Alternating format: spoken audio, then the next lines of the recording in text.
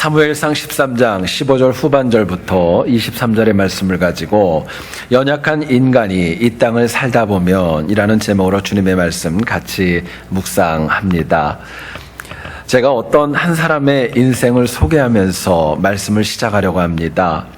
이분은 평생 동안에 정말 남들이 겪지 않은 27번이나 되는 엄청난 역경을 겪었던 사람이었습니다. 잇따른 사업 실패로 인하여서 무려 17년 동안이나 빚을 갚는데 시간을 보내야 했고요. 선고에 나와가지고 무려 10번이나 낙선하는 그런 아픔도 이 영혼에게 있었습니다. 또 개인적으로는 사랑하는 어머니와 또 아내를 일찍 여의는 그런 아픔도 있었고, 아들이 4명이나 있었는데 넷 가운데 3명이 18살도 되기 전에 이 땅을 떠나는 그런 아픔과 상처가 적지 않았습니다. 그런데 이랬던 분이 1860년 미국의 제16대 대통령인 에이브람 링컨으로 우뚝 서게 됩니다.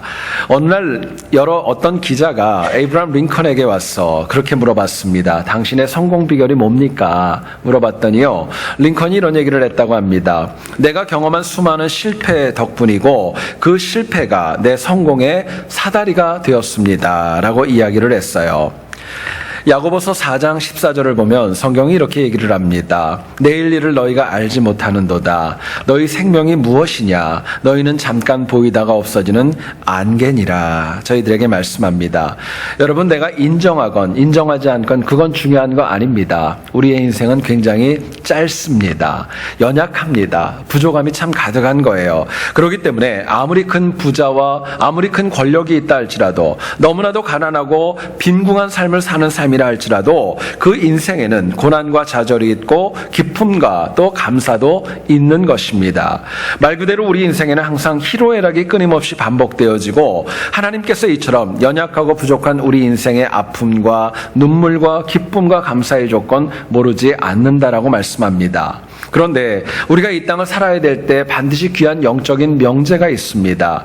우리가 비록 부족하고 참 많이 연약하고 많이 부족하지만은요, 한 번뿐인 인생을 어떻게 살아가야 될 것인가, 과연 무엇을 바라보고 어떻게 살아가야 될 것인가가 너무나도 중요합니다.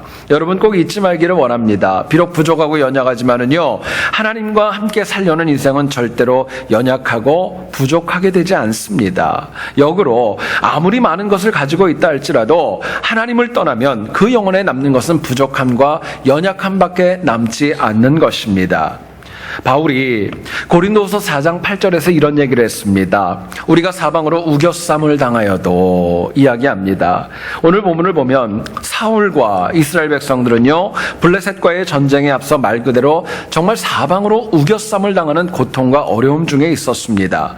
군사도 줄었습니다. 더 나아가서는요, 블레셋은 세 방향으로 이스라엘 백성들을 공격해 들어오고 무기도 변변치 않은 그런 상황이었습니다. 외적으로 보면 도저히 이 전쟁은 이길 수 있는 전쟁이 아니었습니다. 이미 끝난 전쟁이었고 패할 수밖에 없는 것이었어요. 어디를 봐도 승리의 소망은 보이지 않았던 것입니다. 그런데요, 본문을 통해서 우리가 연약한 인간이 이 땅을 살아가다 보면 당하는 어려움과 패역이 과연 무엇이고, 정말 사방으로 우겨쌈이 있다 할지라도 어떻게 이것을 이겨나갈까, 본문이 주는 메시지 같이 한번 나누어 보기를 소원합니다. 첫 번째로 생각할 것은요, 우리 연약한 인간이 이 땅을 살다 보면은요, 출구가 없다고 여겨질 때가 있어요.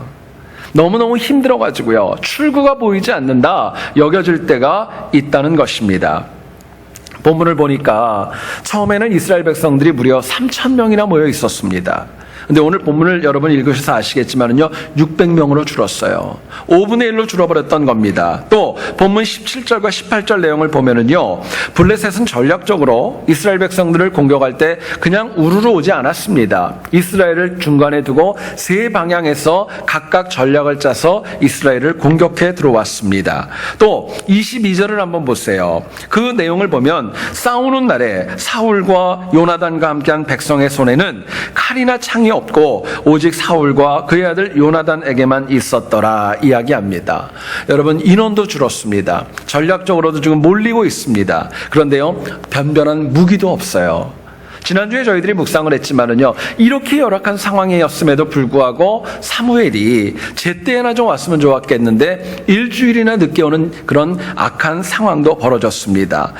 결국 그러고요, 그 많은 사람들 앞에서 그 민족의 리더였던 사울을 갖다가 공개적으로 책망하고 제사장 역할을 침범했다고 공개적으로 경고하고 혼내는 모습까지도 보여줍니다. 보면 볼수록 이스라엘이 이번 전쟁에서 이길 수 있는 가능성은 사실은 전혀 없어 보이는 겁니다. 이민자로 이 땅을 살아갈 때 우리에게도 사울과 이스라엘과 같이 사방으로 우겨쌈을 당할 때가 있습니다. 출구가 보이지 않을 때 있습니다. 열심히 삽니다. 여러분, 이민자들이 열심히 안 사는 거 아니죠. 하루에 투잡 뜨리잡을 뛰어가면서 잠도 못 자고 열심히 공부하고 열심히 살아가지만 신분 문제 때문에 어려워하는 분들도 많이 있고 물질적으로 어려운 분들도 많이 있고 생각지 않게 건강을 잃어버려가지고 눈물을 흘리며 하나님 붙잡는 경우도 적지 않습니다. 잘 커주기를 원하는 자녀들 갑작스럽게 사춘기 때 넘어지는 경우들도 적지 않지요. 주변을 가만히 보면은 아무리 봐도 내가 저 영혼보다는 열심히 사는 것 같은데요, 그 사람이 나보다 더 잘 살고 평탄한 걸 볼 때마다 마음의 상처도 적지 않은 것이 오늘의 현실입니다. 아무리 봐도 사방에 출구가 없고 소망도 없어 보일 때 분명히 있습니다. 저희들에게 있어요. 그런데 패역한 세상을 살아가는 인간은요, 누구를 막론하고 이와 같은 감정을 느끼지 않은 영혼은 없다는 겁니다. 실제로 보세요. 이런 출구가 없는 삶과 아픔은요, 나만 겪는 거 아닙니다. 가만히 보면 누군가가 말하지 않아서 그렇지 내 주변에, 어쩌면 내 옆에 있는 영혼도 그런 사방으로부터 막히는 어려움과 아픔, 그것으로 힘들어할 때가 적지 않은 거예요.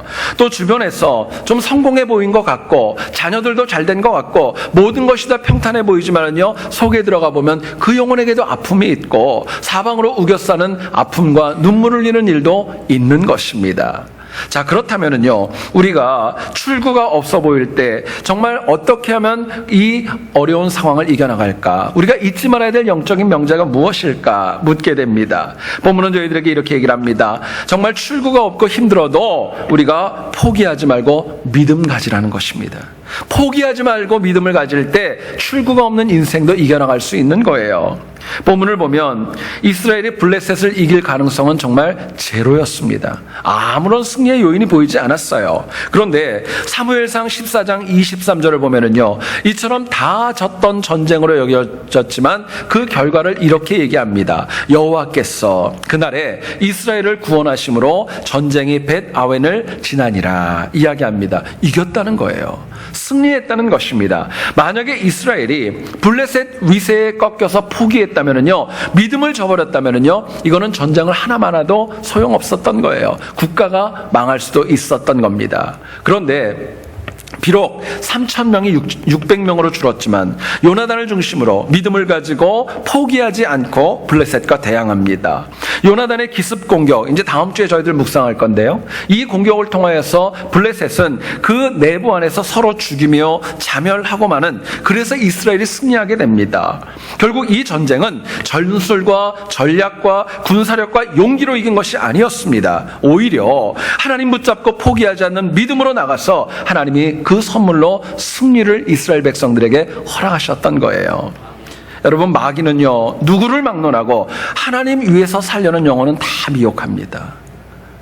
직분 필요 없습니다. 오래 믿은 거 상관없는 거예요. 하나님 잘 믿어보려고 하는 영혼들은요, 다 미혹하고 넘어뜨리려고 합니다. 마귀는 신앙인들을 두렵게 합니다. 걱정하게 합니다. 우왕좌왕하게 해요. 시험 들게 합니다. 스스로 포기하고 좌절해서 하는 것들 다 놓게 하는 악한 영향력을 줍니다. 그런데요, 야고보서 4장 7절을 보면 이처럼 정말 출구가 없어도 신앙인이 마귀의 미혹 가운데 어떤 태도를 가져야 될지를 이렇게 말씀합니다. 너희는 하나님께 복종할지어다. 마귀를 대적하라. 그리하면 너희를 피하리라. 말씀하세요. 연약한 인간이 마귀를 대적한다는 거 인력으로 하는 거 아닙니다. 어려움 중에도 포기하지 않는 믿음과 은혜로 나아갈 때 하나님이 승리하게 하시겠다고 말씀하고 약속하시는 겁니다. 여러분, 포기하지 않고 믿음 붙잡으면요, 내가 당하는 고난은 기회가 될 수 있는 거예요. 요셉이 보디발 가정에서 안정을 찾았지만 아시는 대로 주인 아내의 유혹으로 인하여서 어려움을 당하게 됩니다. 요셉은 비록 노예였지만 그래도 상식과 믿음을 잃지 않았고 자기가 지켜야 될 자리를 잘 지켰습니다. 그러나 결국 너무도 간교했던 그 여인의 미혹으로 인하여서 누명을 쓰고 투호까지 되고 맙니다. 근데 여러분, 요셉의 삶을 가만히 한번 생각해 보세요. 17살의 나이에 친형들에게 팔려왔습니다. 아버지에게 사랑을 받아 채색 옷을 입었던 영혼이 이제는 말하는 짐승과 같은 노예가 되었습니다. 그것도 굉장히 큰 상처인데 그나마 좀 안정을 취한 가정에서 또 여인의 미혹으로 인하여 넘어질 수밖에 없었던 겁니다. 저는요, 그 내용을 다시 읽어봤어요. 그런데 보디발이 자기 아내를 미혹했다고 여겨졌던 요셉 살려주지 않습니까? 저는 이게 기적이라고 생각을 해요. 생각해 보시죠. 노예지 않습니까? 노예가 그것도 주인의 아내를 미혹했다는 것 주인이 알았는데 여러분 가만히 있겠어요? 그거 죽여도 무방한 거 아닙니까? 정말 위기 가운데 처할 수밖에 없었습니다. 그런데 요셉은요, 그럼에도 불구하고 하나님이 주신 꿈을 붙잡았고 믿음을 붙잡았고 포기하지 않았던 것입니다. 그러자 하나님께서 그 영혼에게 새로운 길을 열어주셨고 결국에는 이스라엘 민족 전체를 구원하는데 가장 큰 역할을 감당할 수 있는 은혜 주셨던 겁니다. 여러분, 믿음은요, 우리 기독교인들이 너무나도 많이 듣는 것입니다. 믿음은 추상적인 거 아닙니다. 삶으로 나타나는 것입니다. 그렇기 때문에 누구도 믿음이 있다는 거 숨길 수 없는 거예요. 믿음은 나타날 수밖에 없는 것입니다. 여러분, 오해하지 마셔야 될 거는요, 믿음은 있는 척 한다고 믿음 있는 거 아닙니다. 하나님이 믿음 있는 거는요, 믿음 가운데 살아가도록 보여주는 거예요. 나타나는 것입니다. 믿음은 크지 않아도 작은 가능성이라도 봅니다. 소망을 보게 하고 비전을 보게 하고 하나님 나라 바라보는 능력도 가지게 합니다. 믿음은 포기를 극복하게 합니다. 사방이 우겨쌈을 당한다 할지라도요, 출구를 찾는 지혜는 믿음을 통해서만 하나님이 허락해 주시는 것입니다. 그런데요, 우리의 현실을 보면 출구가 막히는 어려움에 처했을 때 너무나도 부정적이고 극단적인 그런 단어들이 우리 입술에 너무나도 많이 나옵니다. 많은 분들이 그렇게 얘기를 합니다. 이제는 다 끝났어. 이제는 다 끝났어. 이는 하나님도 더 이상 하지 말라는 뜻이야. 나는 안 돼. 우리는 안 될 것 같아. 그런 말들 적지 않습니다. 생각해 보세요. 타인도 아니라 내 자신이 내 인생을 포기하는데 어떻게 출구가 열릴 수 있겠어요? 뿐만 아니라 어느 누가 나를 대신해서 출구도 보이지 않는 내 인생을 대신 책임지고 문을 열어줄 수 있겠습니까? 결국 우리에게 출구가 보이지 않고 사방에 우겨쌈을 당하는 어려움이 있다 할지라도 믿음으로 포기하지 아니할 때 작은 빛이 보이는 것입니다. 비전이 보이는 거예요. 그리고 그 어려움들 다 극복할 수 있는 능력을 하늘로부터 공급받는 것입니다. 최근에 저는 아직 한 번도 못 봤어요. 한국에서 굉장히 인기가 있는 예능 프로그램이 있답니다. 그 제목이 뭐냐면 재밌어요. 냉장고를 부탁해. 혹시 보신 분이 있는지 모르겠어요. 뭐 냉장고를 사주고 뭐 이런 거 아니에요. 그 내용을 저는 신문에서 봤는데 이런 내용입니다. 출연하는 사람의 집에 가가지고 그 사람 집에 있는 냉장고를 스튜디오로 가지고 오게 됩니다. 그리고 그 냉장고 내부를 보면은요, 여러분들 집도 그럴 거예요. 먹다 남은 것도 있을 수 있고 또 안 먹다가 오래된 그런 것들도 아마 냉장고 안에 있을 수 있을 거예요. 그런데 그 냉장고 안에 있는 재료만을 가지고 굉장히 특급 요리사가 딱 15분 동안 안에 그 음식들을 꺼내가지고 요리를 만드는 것입니다. 그리고 15분이 지나면은요, 버려질 것 같은 폐기물들이 나중에는 훌륭한 요리가 되어가지고 많은 사람들의 입맛을 돋구는 그런 결과를 초래하는 거예요. 그 기사를 보면서 참 많은 은혜가 되었습니다. 여러분, 이민자의 삶이 너무너무 바쁘고 분주해서 우리의 삶이 때로는 오래 방치된 냉장고의 음식처럼 살아갈 때 있지 않습니까? 우리가 하루하루 살아가지만 누구도 나를 주의 깊게 봐주지 않고 내 삶에 큰 변화도 없어요. 매일 똑같이 되어지고 있어요. 그냥 그렇게 매일 똑같이 시간이 지나면서 더 안 좋아지는 경우들이 우리의 삶에 적지 않습니다. 그런데 냉장고 안의 음식이 특급 요리사의 손에 붙들리면은요, 멋진 요리가 되는 것입니다. 이게 은혜예요. 이처럼 우리가 포기하지 않고 믿음으로 살면은요, 나도 특급 요리처럼 변화될 수 있는 것입니다. 여러분, 그게 하나님이 주시는 은혜예요. 왜요? 우리의 삶을 주관하시는 분은 최고의 요리사인 전능하신 하나님이시기 때문에 그렇습니다. 하나님이 우리 삶을 빚으시면은요, 버릴 게 없는 거예요. 그렇기 때문에 신앙인은 출구가 없는 아픔 중에도 절대로 믿음을 포기하지 않는 것, 그 결단과 그 신앙이 저희들에게 필요한 것입니다. 지난주에 어떤 책을 보다가 재미있는 기사가 소개합니다. 여러분, 음치를 아시죠? 많은 분들한테 성가대 쓰라 그러면은요, 꼭 그렇게 얘기를 합니다. 나는 음치이기 때문에 성가대를 못 쓴다라고 얘기하는 분들이 참 많이 있습니다. 근데 여러분, 음치한테도요, 특징이 있답니다. 음치가 가지고 있는 장점이 있대요. 첫째 뭐냐면은요, 음치도 가사는 정확하게 부를 수 있대요. 왜요? 글자 읽을 줄 아니까 그냥 비록 금붕어 파트 같지 하더라도요, 글자는 정확하게 읽을 수 있잖아요. 두 번째 특징이 있습니다. 음치도요, 틀려도 아랑곳하지 않고 끝까지 부를 수 있다는 거예요. 용기가 있죠. 세 번째 특징이 있답니다. 남이 어떻게 하든 말든 상관하지 않고, 그것도 영향받지 않고 자기 마음대로 부른다는 거예요. 혹시 이 가운데 있을지는 모르겠어요. 근데 여러분 생각해 보세요. 음치가 참 재미있죠. 사실 성가됐으면 서로 힘들어요.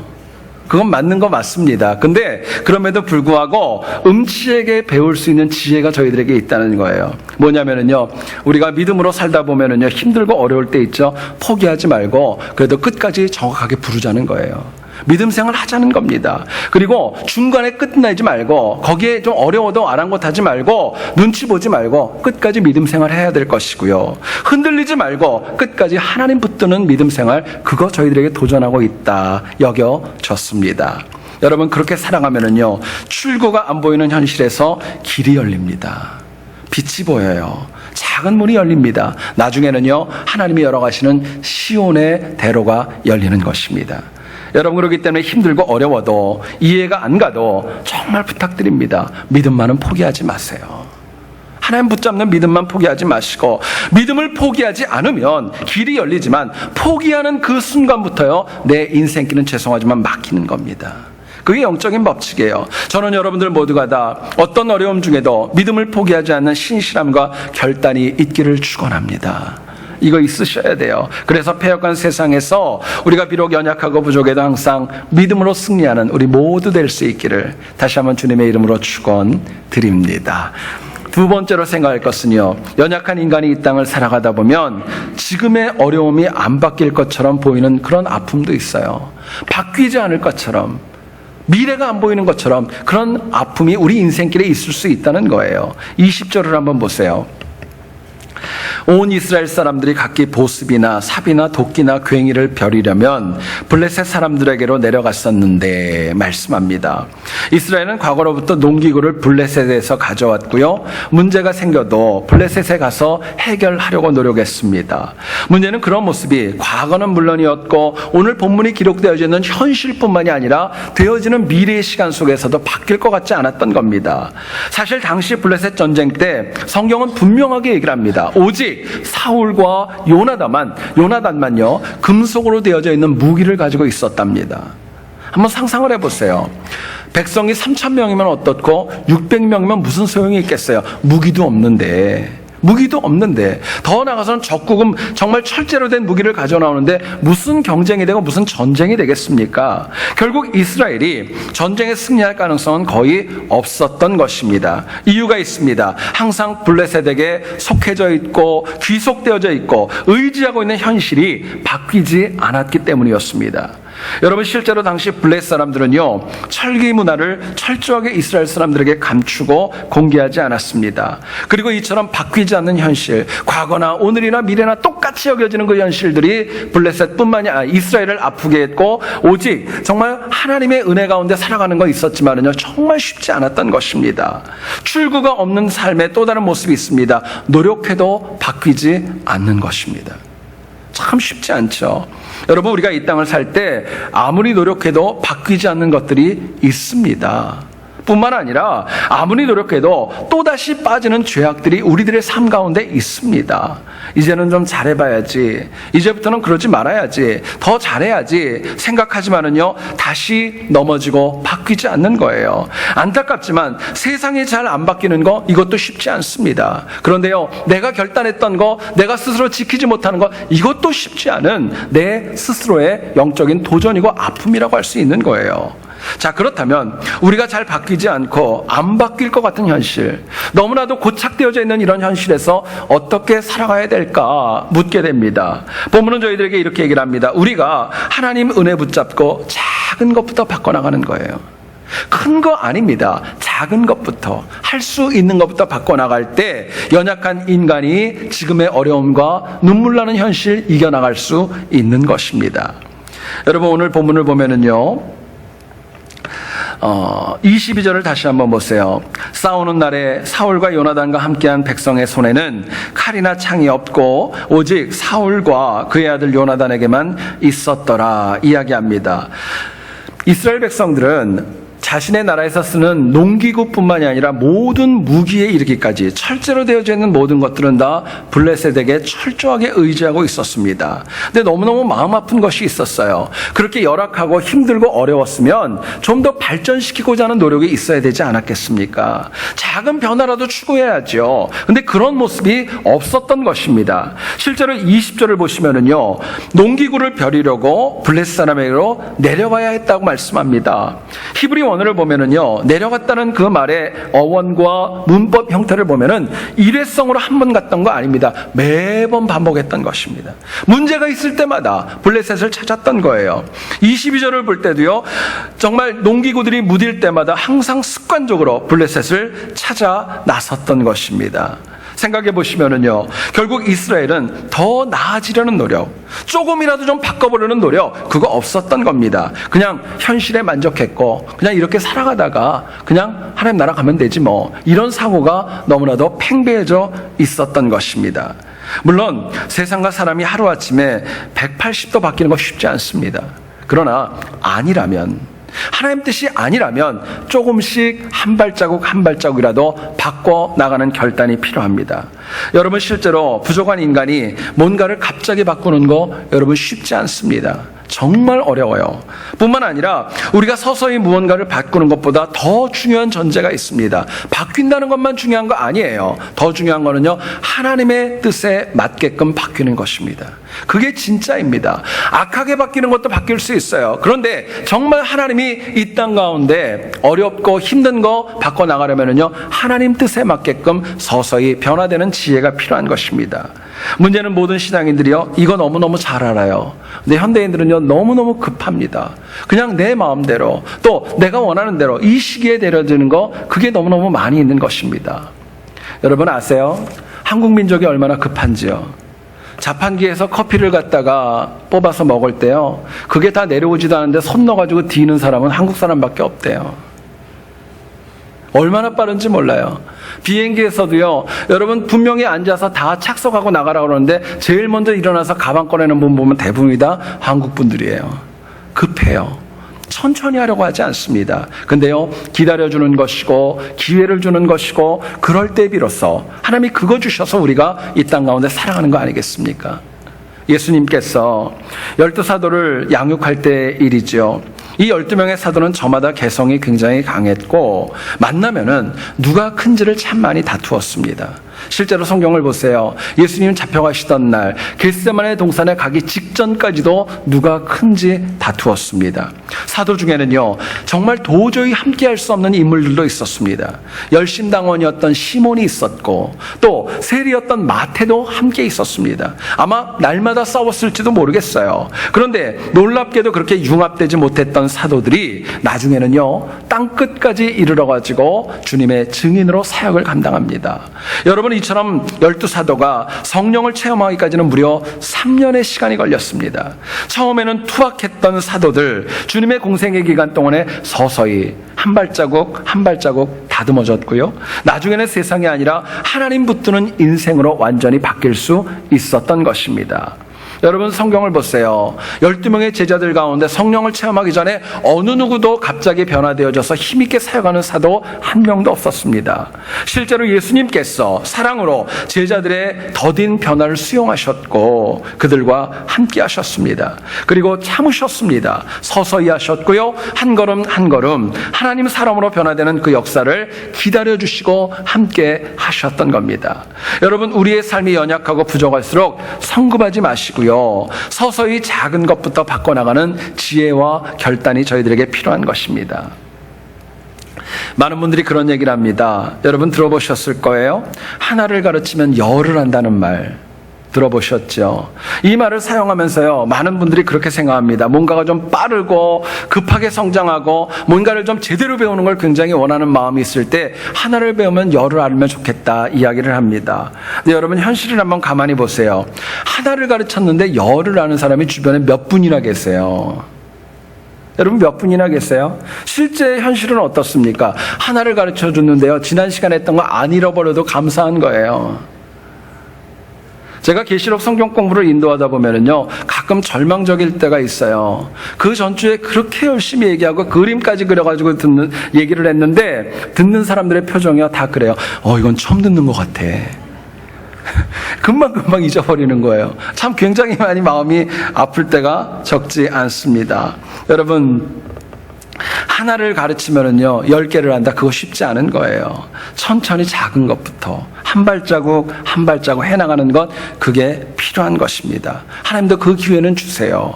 우리가 급하게 할 거 없습니다. 정말 하나님 보시기 아름답지 않은 것 하나하나씩 바꿔나가는 지혜가 있을 때에 하나님 내 주변을 바꿔 가시는 겁니다.